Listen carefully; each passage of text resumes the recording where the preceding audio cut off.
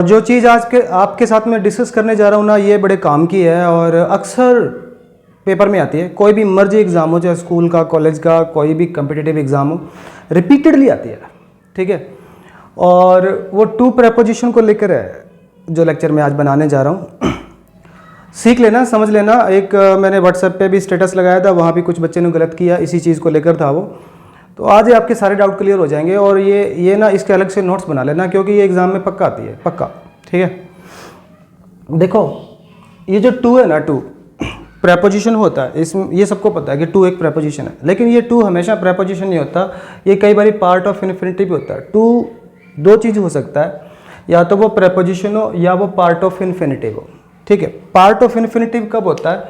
मतलब जैसे मैंने लिखा टू वर्क, ठीक है। अब ये टू इन्फिनिटिव है।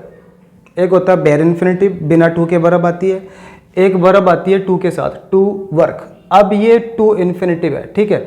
तो जब वर्ब आती है ना, इसके बाद वर्ब की बेस फॉर्म आती है, फर्स्ट फॉर्म आती है, और उससे पहले जब टू आता है ना, तो ये पार्ट ऑफ इन्फिनिटिव होता है, ठीक है। ये इन्फिनिटिव होता है, ये टू इन्फिनिटिव होता है, और टू इसका पार्ट होता है, तब इसलिए कहते हैं इसको पार्ट ऑफ इन्फिनिटिव, ठीक है। अच्छा, ये प्रेपोजिशन कब होता है और पार्ट ऑफ इन्फिनिटिव कब होता है, ये हमें कैसे पता लगेगा, ठीक है। देखो एक चीज़ ध्यान रखना कि ये भी मैं बताता हूँ कैसे पता लगेगा। देखिए जब ये प्रेपोजिशन होगा तो प्रेपोजिशन, मैंने बहुत बार पहले भी बताया कि प्रेपोजिशन के बाद उसका ऑब्जेक्ट जरूर आता है, और उसका ऑब्जेक्ट या तो नाउन बनता है या प्रोनाउन बनता है, ठीक है। तो जब ये प्रेपोजिशन होगा तो उसका हमें ऑब्जेक्ट लिखना पड़ेगा, ठीक है।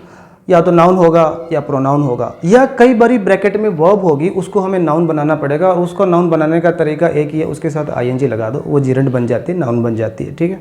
उसका ऑब्जेक्ट बन जाएगी, ठीक है। जब ये पार्ट ऑफ इन्फिनिटिव होगा तब उसको ऑब्जेक्ट की जरूरत नहीं होगी, तब तो उसके बाद बेस वर्ब आनी है, ठीक है ना, जिसका वो पार्ट होगा। अब कैसे पता लगे कि कब टू प्रेपोजिशन होता और कब टू पार्ट ऑफ इन्फिनिटिव होता? आप ना यहाँ पे नाउन रख के देखो, टू के बाद अगर रखी गई और सेंस बन गई, ठीक है, फिर तो ये प्रेपोजिशन है। जैसे मैंने कहा I object to the deal, अब डील नाउन है, नाउन यहाँ पे रखा गया, ठीक, सेंस बन गई सेंटेंस की, तो टू यहाँ पे प्रेपोजिशन है, ठीक है। मुझे ऑब्जेक्शन है, मैं ऑब्जेक्ट करता हूँ इस डील को लेकर। लेकिन अब ये जो मैंने लिखा है ना, आई मीन टू, यहाँ पे कोई नाउन रख के दिखाओ, कोई ऐसा अगर आप रख पाओ तो मुझे भी दिखाना भाई, ठीक है ना, मुझे भी बताना कि आपने नाउन रख दी और सेंटेंस बन गया यहाँ पे, अच्छा, जिसकी जैसे इसकी सेंस निकल गई। थोड़ा कोशिश करो, अगर बन जाए तो मेरे पास ले आना, ठीक है। तो मैं भी देखना चाहूँगा कि आप बना पाओगे क्या, कि यहाँ पे आप नाउन रख पाओगे, और नाउन रखने के बाद कोई ऐसा सेंटेंस बन जाएगा कि जिसकी सेंस निकलती हो। अगर नाउन रखी जाए तो टू प्रेपोजिशन होता, अगर नाउन ना रखी जाए तो ये पार्ट ऑफ इन्फिनिटिव होता है, ध्यान रखना, ठीक है। अब इसका ये सिर्फ प्रैक्टिस से आता है, ठीक है, रीडिंग से आता है, या फिर ये कुछ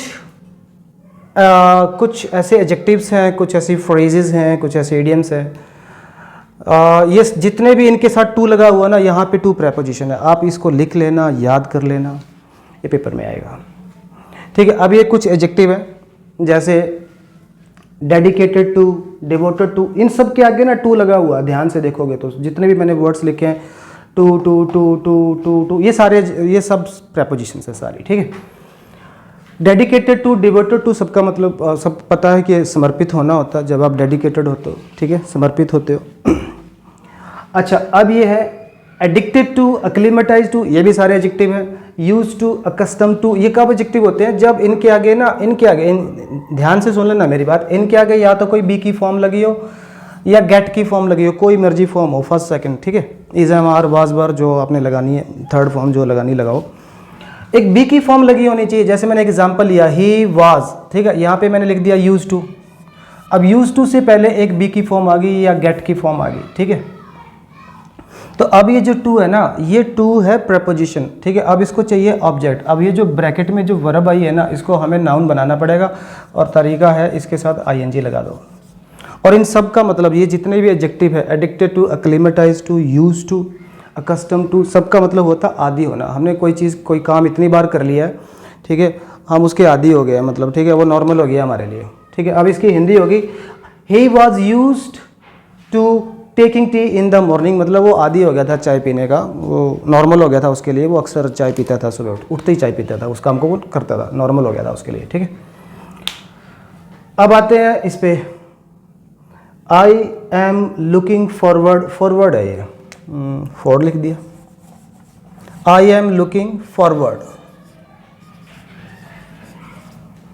ठीक है। Look forward to, look forward to एक फ्रेजल वर्ब है, वर्ब की तरह ही होती है, फ्रेजल वर्ब बता दूंगा क्या होता है। Look forward to phrasal verb है, इसका मतलब होता है लुक फॉरवर्ड टू का मतलब है कि जब कोई काम होने जा रहा है और उस काम को लेके हम सोच रहे हैं और हम खुश भी हैं, मतलब उस काम को लेकर भी कोई काम होने जा रहा है और हम उस काम के बारे में सोच भी रहे हैं और खुशी खुशी सोच रहे हैं, ठीक है, खुशी है हमें, तब इसका मतलब ये होता है लुक फॉरवर्ड टू का।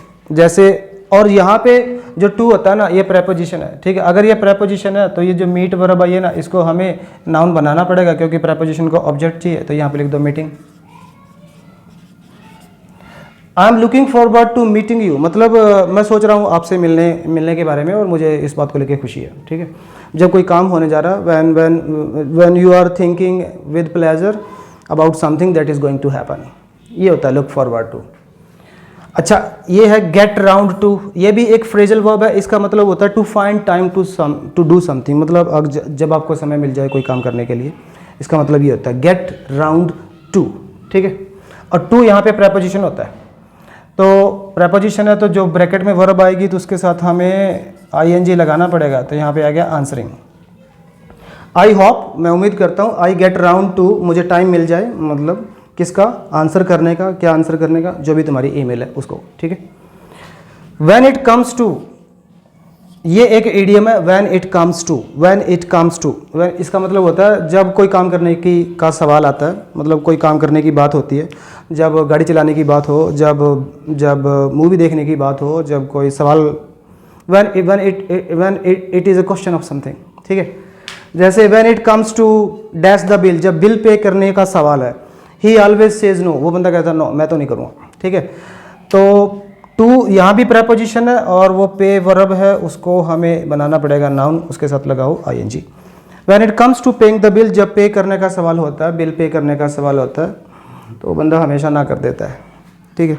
तो ये था दोस्तों एक छोटा सा लेक्चर, काफ़ी इंपॉर्टेंट था, यूज़फुल था। कुछ ना समझ में आए तो पूछ पाछ लेना, ठीक है। लेक्चर को शेयर करो, थैंक यू।